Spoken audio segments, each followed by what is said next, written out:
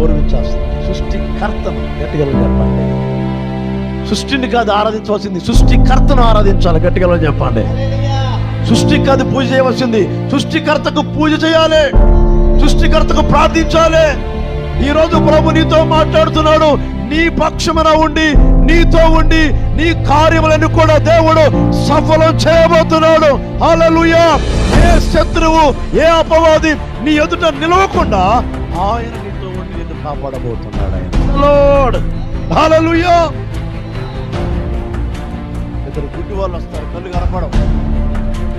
ప్రభు దగ్గరకు వచ్చినప్పుడు ఆ గుడ్డి వాళ్ళతో ఒక మాట అంటాడు, నేను ఇది చేయగలనని మీరు నమ్ముచున్నారా?